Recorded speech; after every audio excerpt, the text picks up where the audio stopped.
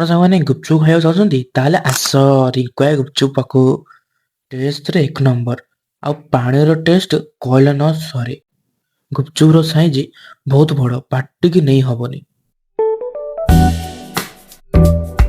ଜୟ ଜଗନ୍ନାଥ ସାଙ୍ଗମାନେ, welcome to new food blog. ଆଜି ଆସିଥିଲୁ ରିଙ୍କୁଆ ଗୁପଚୁପ ପାଖକୁ। ପ୍ରାୟ ଅଧଘଣ୍ଟା ୱେଟ୍ ପରେ ଗୁପଚୁପ ଖାଇବାର ସୌଭାଗ୍ୟ ମିଳିଲା।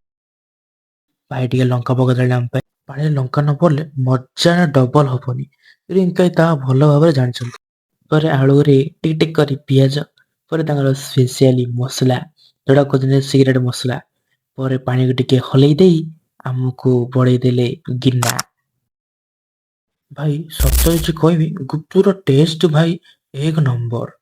ଲୋକ ଲାଇନ ଲଗାଇ ଥାଉଛନ୍ତି ଗୁପଚୁପ ଖାଇବା ପାଇଁ। ପୁରୁଷର ଲଙ୍ଗଲେଶ୍ୱର ଗଲାବେଳେ ରାସ୍ତାରେ ଏବଂ ଖଣ୍ଡୁରୁର ମଝିରେ ଭାଇଙ୍କର ଗୁପଚୁପ ଦୋକାନଟି। ଛୋଟିଆ ଦୋକାନଟି, କିନ୍ତୁ ଲୋକଙ୍କର ଭିଡ଼ ବହୁତ ପ୍ରବଳ। ଆପଣମାନେ ଥରେ ଆସି ରିଙ୍କୁଆ ଗୁପଚୁପ ଟ୍ରାଏ କରନ୍ତୁ।